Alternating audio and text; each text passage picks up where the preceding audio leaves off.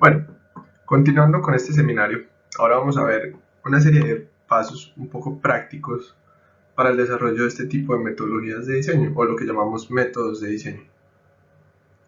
Primero vamos a ver cómo se clasifican los objetivos, después veremos el establecimiento de funciones, posteriormente requerimientos y especificaciones, cuarto, una generación de alternativas, quinto, una selección de la alternativa, que hasta aquí llegaría todo lo que es el diseño conceptual. Y sexto, diríamos ya la ingeniería de detalle o la fase de diseño de detalle como tal.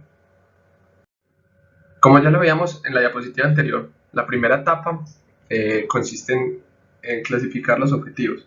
En los objetivos que yo tengo para mi proyecto, ¿cómo se pueden clasificar? Vamos a ver unos ejemplos rápidamente para que entendamos esto. Por ejemplo, en una máquina que realice corte, yo puedo clasificar los objetivos según categorías como la seguridad. Aquí pueden ver pues, tres tipos también de objetivos que tenemos de acuerdo a la seguridad. Estos objetivos, la idea es que yo tenga el por qué, o sea, porque yo quiero que sea segura, y el cómo. El cómo es, listo, que haya bajo riesgo para el operador, ante un error del operador o por un daño que haya en la pieza. También podemos establecer lo que se llama un árbol de objetivos, que nos permite clasificar los objetivos según como ciertas categorías. Aquí hay unos ejemplos. También se pueden clasificar según su función, según su mecanismo como de acción, la seguridad, la ergonomía, el ensamble, el transporte, el mantenimiento, hasta los costos. Entonces de esta manera yo clasifico los objetivos. O también podemos hacer de acuerdo a lo que queramos lograr. Entonces, si queremos lograr altas velocidades de centrifugado, entonces debemos emplear métodos que maximicen la cantidad extraída de aceite de aguacate y una máxima extracción. Sería como mi objetivo principal. Este ejemplo pertenece a una máquina de extracción de aceite de aguacate y si quieren pueden parar el video y ver por un segundo y tomarse un tiempo para ver cómo se establecen los objetivos y cómo se detallan, cómo se clasifican. Bueno, ahora lo que vamos a ver es la importancia del establecimiento de funciones para conocer mi máquina o producto. En este caso vamos a ver el diagrama de caja negra, el cual me permite a través de, de materia, energía y señales conocer cuál es mi producto final en términos de materia y energía que se pierde. Entonces aquí, como lo vemos en el ejemplo, nuevamente con la máquina de extracción de aguacate, a él le va a ingresar aguacate, agua, una mezcla pasteurizada, todo esto en términos de la materia que le ingresa, energía eléctrica en términos de energía y unas señales que la señal de encendido apagado, la señal de temperatura de referencia, la señal de nivel de referencia aceite y el nivel de referencia de pool. Digamos que en este caso vemos simplemente la máquina como algo que al final me va a entregar aceite, una mezcla a pasteurizar, residuos y en términos de pérdidas de energía, calor, sonido y vibraciones. Esto nos permite darle como una mirada global inicial al problema y posteriormente poder seguir, por ejemplo, con lo que llamamos el análisis funcional.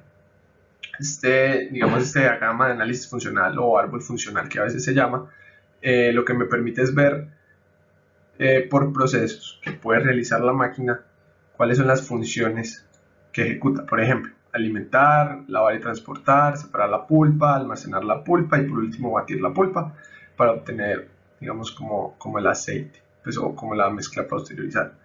Posteriormente se le extrae el aceite y se purifica.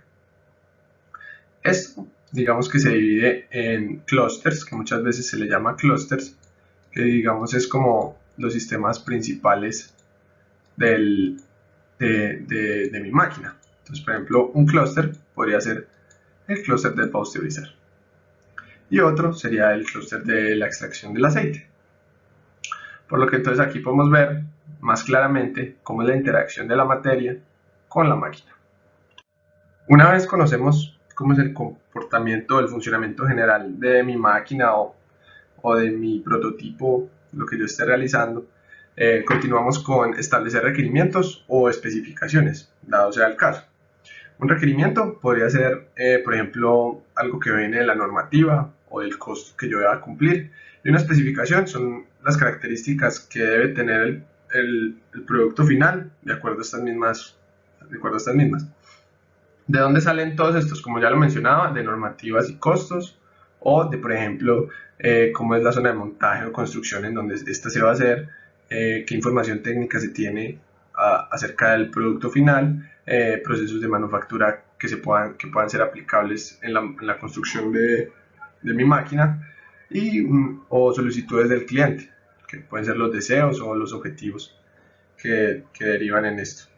Algo muy importante es que los objetivos que anteriormente planteamos también pueden generar especificaciones. Por ejemplo, si un objetivo es seguro o si un objetivo es ser liviano, eso me puede generar una especificación que yo diga, mi máquina debe tener cierto valor máximo en cuanto a peso.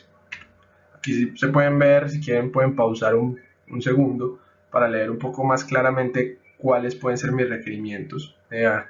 Aquí digamos que los dan en términos de características de ingeniería, las cuales son medibles, como por ejemplo vamos a ver un ejemplo solamente de la geometría. La geometría entonces podemos caracterizarla como el tamaño, es la altura, el ancho, el largo, el diámetro, el espacio requerido, etcétera. Estas características son medibles, yo puedo medir la altura, yo puedo medir el tamaño, yo puedo medir el ancho, eh, y estas son las que yo voy a establecer de acuerdo a los objetivos o requerimientos que se tengan. También vamos a ver un ejemplo realizado por el equipo de diseño mecánico Hidrómetro 2017 en el desarrollo de un catamarán, en el cual vemos que, por ejemplo, especificaciones de la geometría tenían como la separación longitudinal máxima y la longitud transversal máxima, y ya de acuerdo pues a la información técnica que tenían, podían establecer valores para estas especificaciones. Ahora, vamos a ver un ejemplo de cuáles son los requerimientos que planteamos en uno de los proyectos en los cuales yo pude hacer parte, que es el BTE de 2019, y cuáles son las características de ingeniería que logramos identificar del vehículo y cómo éstas se relacionaban mediante una matriz QFD. Bueno, entonces vamos a ir por pasos. Primero vamos con los requerimientos. ¿Cuáles eran los requerimientos que nosotros planteamos? Entonces, en este caso, están en esta columna en amarillo, ustedes los pueden ver, por ejemplo, maximizar la velocidad, menor peso posible del piloto, minimizar la altura. ¿De dónde salieron estos requerimientos? De los objetivos que nosotros planteamos. Entonces, aquí pueden notar que los objetivos son, digamos, lo que alimentan nuestros requerimientos en este caso. ¿Cuáles son las características de ingeniería? Pues una vez hicimos el árbol funcional, pudimos establecer que, por ejemplo, el peso del piloto, la altura máxima del vehículo, el ancho máximo, las longitudes, como las características de geometría que yo les mostraba, y otro tipo de características de ingeniería, como por ejemplo pueden ser la tenacidad, la densidad del chasis, la recarga, cómo es la recarga de la batería, cuál es el tiempo de evacuación del vehículo, que este por ejemplo sería en términos de seguridad. Y una vez definidos esto, entonces dijimos, bueno, ¿cuál de estas características yo debo priorizar en el diseño? Para esto existe esta matriz, la cual ya les voy a decir cómo podemos desarrollarla. Entonces, se listan los requerimientos en esta columna y se listan las características de ingeniería, vamos en esta fila.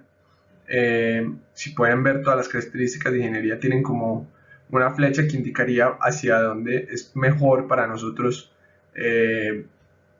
llevar esta característica.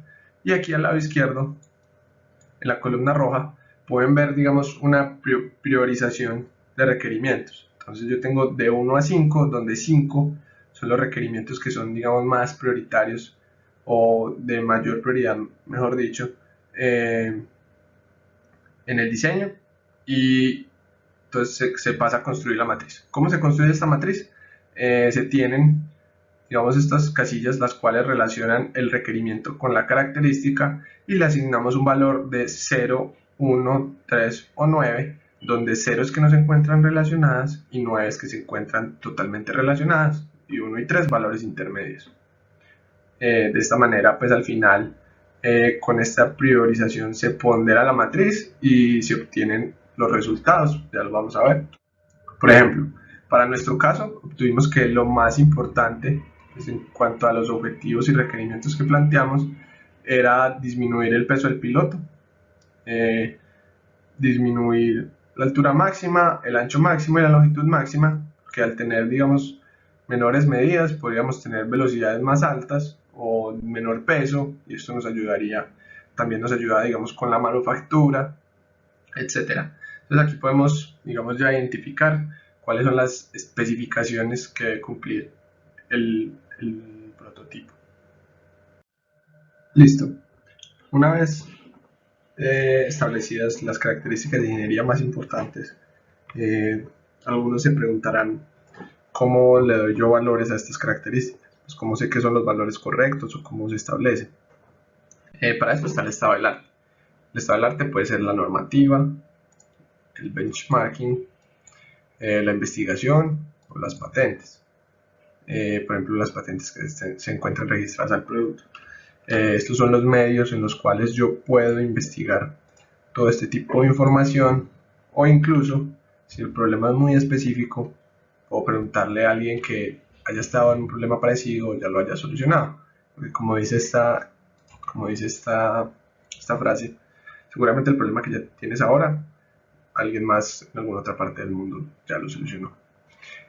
Con esto terminamos esta segunda parte de este seminario para ya continuar a establecer cómo debe ser la forma de qué pasos de la metodología nos sirven para establecer ya el concepto.